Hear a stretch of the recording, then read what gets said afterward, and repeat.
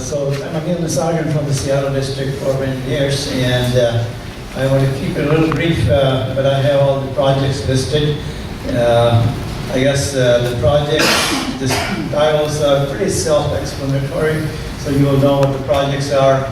The usual Army projects with some buildings and a lot of work around the building, like parking lots and utilities to the building, some anti-terrorism kind of construction. So basically you'll see these projects, we have specific steps we go through. We'll advertise, first we'll ask for sources sought, and that will give us small businesses the chance to raise their hand and say they can do these projects, and we go through that selection process. Then the next step is we'll have synopsises issued, and you'll see what the project description is, and then we'll go through the bid documents, solicitation packages. We will have a mix of projects. Some are fully designed, others are design build. Our territory is Seattle, from Washington all the way to Montana for military construction. For civil works, we have mostly Washington State because there are Walla Walla and Portland districts do a lot of civil works in the Northwest. And we don't do any work for Alaska district. They have their own work there. So that's kind of an overview of our work. FY18, our work will be a little slower, smaller amount of dollar-wise. Last year we had a number of large projects. We had a correction facility, we had a fire station, Yakima, we had some dining facilities, work of that nature. We had a dorm at Fairchild Air Force Base. So all those projects have been advertised in various stages of award. So this year we have a number of projects which are relatively small, $1 to $5 million range, and those are what we call minor milcom, and we just have to design them in time so we can go get the money from a certain amount of national level funding set up by the DoD, first come, first serve kind of projects. The new thing about minor milcom is this time they have, from now on, they have about 6 million as a limit. It used to be only 2 million, and so we had a harder time getting projects in that range. Most projects can't exceed 2 million, so now we have a larger limit. So we might have a better chances of awarding. So most of these are likely to be this. I have a mix. I say FY19, and the other slides I say 19 and 20, because by the time we design them and get them out, they could slide into next fiscal year, which is will go into October 2019. The major projects here are, let's see, we have the ADL Missions Support Facility that's at White Bluff. It's the Fairchild, and near the Fairchild Air Force Base design build facility, $10 to $25 million. So we'll have a RFP with some design requirements, and contractors will have to team up with some designers for that. The other projects that you see are pretty small. The big thing at the bottom is a $95 million design build MATOC we want to award this year, and that can take care of some of these future projects of this size, $1 to $5, $1 to $10 million projects.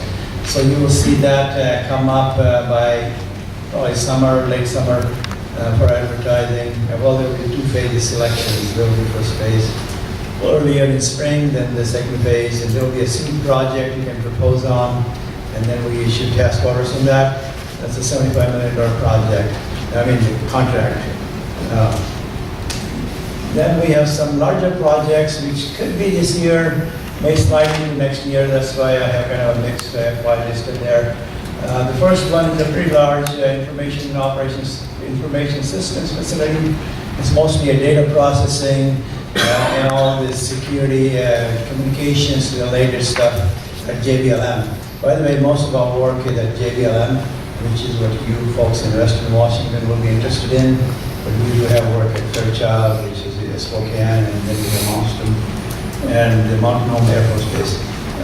So going back to this list, we have the second project there is the ambulatory care center. It's a design build, kind of a clinic ambulatory care, that's what that is. We have hired a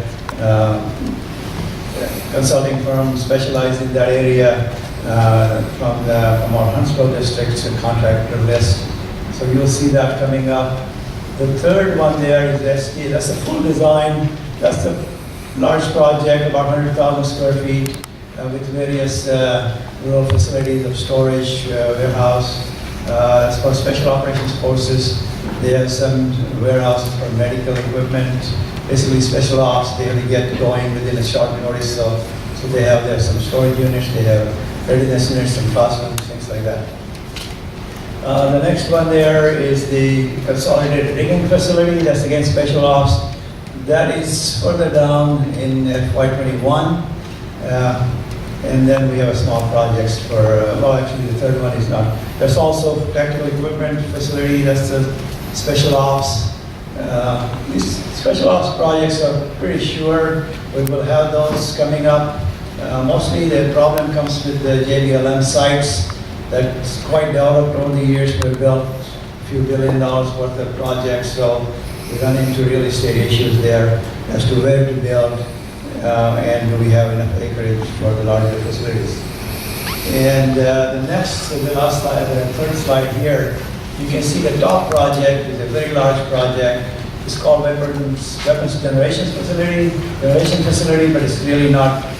It's more like a maintenance of nuclear ICBM type missiles, and so it's mostly concrete bunker type construction, and it's fairly large. They're building one in Omaha District Territory, and we're kind of lessons learned from that. So that's going to be a very large project, but depending on your interest, you can ask more questions later on. But that is a fast track. We're hoping to get that design. It's already under design. It's a site adapter for another design. So we're hoping to be awarding it late next summer, or maybe later on, but not too far out. The other project there, then they're really the Air Force, like the flight simulator. We're just adding a simulator bay to an existing ADAL is add alter. So basically we're just altering existing buildings on that smaller project. And we have a base operations facility, which is more of an office facility, all the base operations related work.